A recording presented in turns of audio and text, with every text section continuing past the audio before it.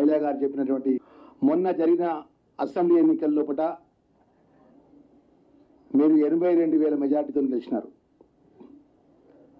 నిన్నదాకా మొన్న జరిగినట్టు పార్లమెంట్ ఎలక్షన్స్లో మీకు ఓట్లు ఎందుకు తగ్గినాయి? మీరు 3వ స్థానంలో ఎందుకు పోయినారు?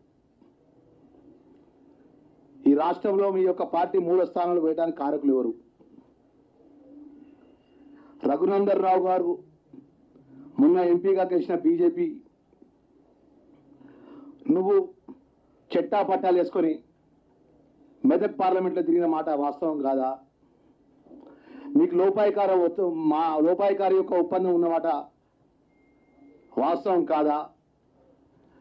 ఈరోజు మీ మామ కేసీఆర్ కానీ మీ బావమరిది కేటీఆర్ కానీ బీఆర్ఎస్ టీఆర్ఎస్ పార్టీ నాయకత్వంలో మాజీ మంత్రులుగా పనిచేసిన వాళ్ళు కానీ ఉద్యమంలో టీఆర్ఎస్ పార్టీ బీఆర్ఎస్ పార్టీ నాయకులుగా పనిచేసిన వాళ్ళు ఎందుకు వచ్చి బయటకు వచ్చి మాట్లాడతలేరు?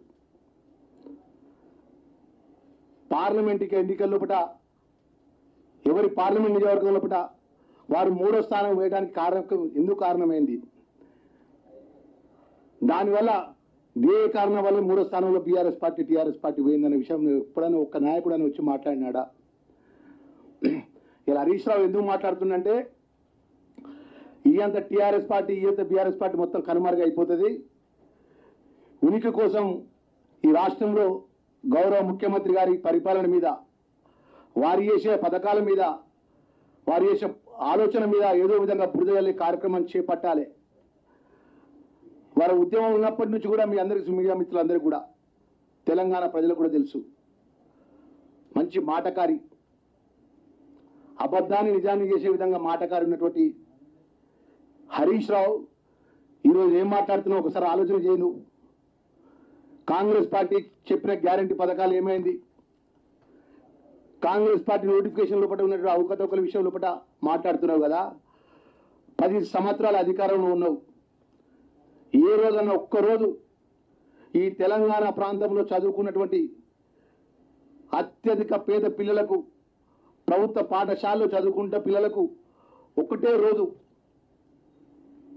అమ్మ ఆదర్శ పాఠశాల జయశంకర్ బడిబాట కార్యక్రమంలో 62,000 మంది పిల్లలకు రాష్ట్ర ముఖ్యమంత్రి గారి నేతృత్వంలో యూనిఫామ్స్ ఇచ్చి, పేద పిల్లలకు టెక్స్ట్ బుక్స్ ఇచ్చి, నోట్ బుక్స్ ఇచ్చి, పిల్లలకు నాణ్యతమైన చదువు చెప్పే విధంగా టీచర్లకు 10 ఉన్నతకు సంబంధించినటువంటి ఎన్నో సంవత్సరాలకి పెండింగ్ ఉన్నటువంటి అంశాన్ని కూడా ముందుకు తీసుకొచ్చి ఇలా తెలంగాణలో ఉన్నటువంటి ప్రభుత్వ పాఠశాలలో చదువుకున్నటువంటి పిల్లలంతా ఎవరండి?